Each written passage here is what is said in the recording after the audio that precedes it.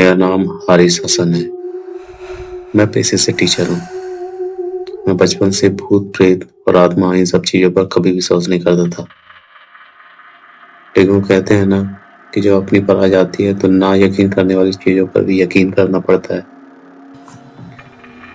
ठीक ऐसा ही कुछ मेरे साथ हुआ और आज मैं चाहता हूँ कि इस घटना को आपके साथ शेयर करूँ।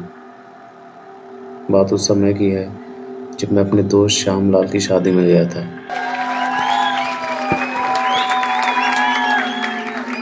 रात में शादी की सभी रस्में पूरी हो जाने के बाद मैंने अपने दोस्त श्यामलाल से घर वापस जाने के लिए पूछा। उसने मुझे घर जाने से मना कर दिया और कहा कि तू आज यहीं रुक जा, मैं सोने का इंतजाम कर देता हूँ। लेकिन मैं अपने दोस्त को परेशान नहीं करना चाहता था, क्योंकि मैं जानता था कि शादी के समय घर में थोड़ी बहुत परेशानियां तो होती हैं। इसलिए मैं अपने दोस्त श्याम को परेशान नहीं होने को कहा और उसके बाद मैंने अपनी बाइक स्टार्ट की और घर वापस आने लगा।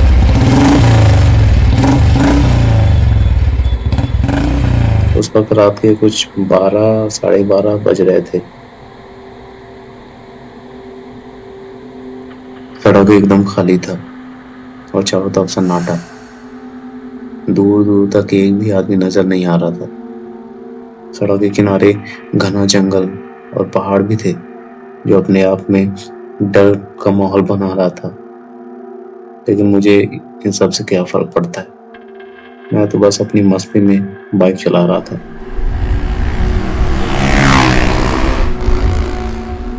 रास्ते में छोटे छोटे गांव की बस्तियां थी, जिधर से मैं गुजर रहा था। अचानक मेरी नजर रास्ते के किनारे एक छोटे से बस स्टैंड पर पड़ी, जहाँ एक औरत शायद अपने घर जाने के लिए बस में इंतजार कर रही थी। वह लाल और सफेद डिजाइन वाली साड़ी पहनी हुई थी और उसके हाथ में एक बड़ा सा हैंड बैग था। उसे देखकर ऐसा लग रहा था जैसे वो किसी ऑफिस में काम करती होगी। लेकिन मैं मन ही मन ये भी सोच रहा था कि आधी रात को वो यहाँ क्या कर रही है। मैं जब वहां से गुजरा तो उसने मुझे रुकने का इशारा किया। मैंने अपनी बाइक रोक दी।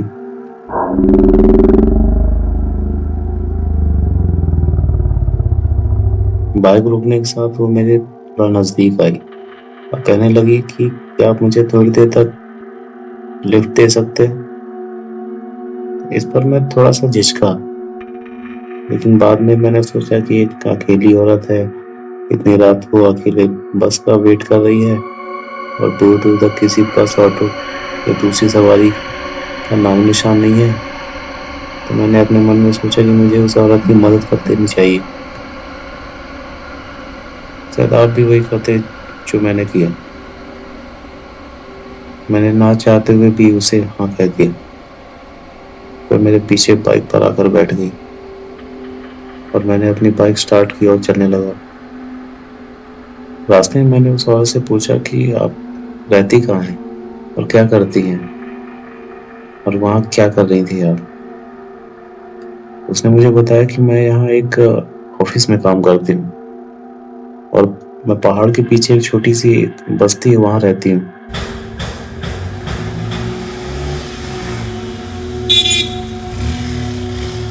उसके बाद मैं बाइक चलाने के साथ साथ उससे इधर उधर की बातें करने लगा और वो बड़े प्यार से मेरे हर सवाल का जवाब भी दे रही थी।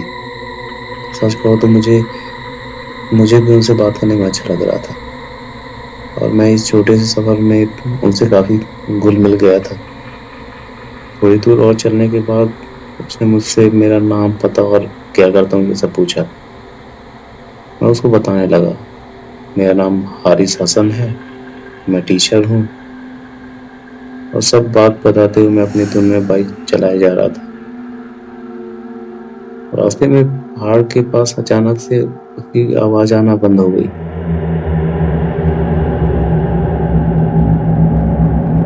वो मेरे से कोई सवाल नहीं कर रही थी अब। मुझे शक हुआ। जब पीछे मुड़कर उस औरत की तरफ देखा तो वो वहां थी ही नहीं, गायब हो गई।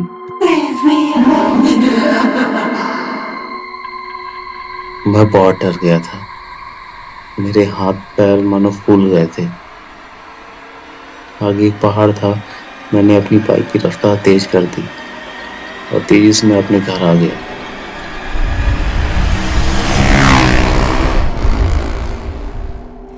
मेरे मन में अब एक ही बात चल रही थी कि वो औरत कौन थी? क्या वो मेरी बाइक से गिर गई या फिर वो या फिर बाइक से उतर कर कहीं चली गई? लेकिन ये हो कैसे सकता है? बाइक की स्पीड इतनी तेज थी कि उतरने का तो कोई चांस नहीं। ठीक है, अगर वो मेरे बाइक से गिरी होती तो चिल्लाती तो जरूर। खैर, कुछ दिनों के बाद मैं अपने उस दोस्त श्यामलाल के घर दोबारा गया और उसे अपनी पूरी कहानी बताई। तो मेरे दोस्त ने और गांव के कुछ लोगों ने जो बात बताई वो चौंका देने वाली थी। उस गांव के एक बुजुर्ग ने बताया कि आज से 20 साल पहले इसी गांव के सदर हॉस्पिटल में एक नर्स हुआ करती थी। एक दिन रात के समय वो अपने घर जा रही थी और रास्ते में एक्सीडेंट के कारण वो मर गई।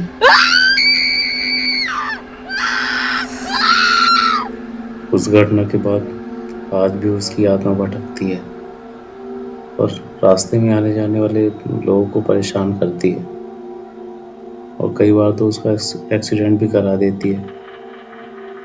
मैंने मन ही मन अपने रब का शुक्रिया किया जिससे मेरी उस भटकती आत्मा से कोई नुकसान नहीं हुआ। शायद मेरे अच्छे कर्म ही रहे होंगे।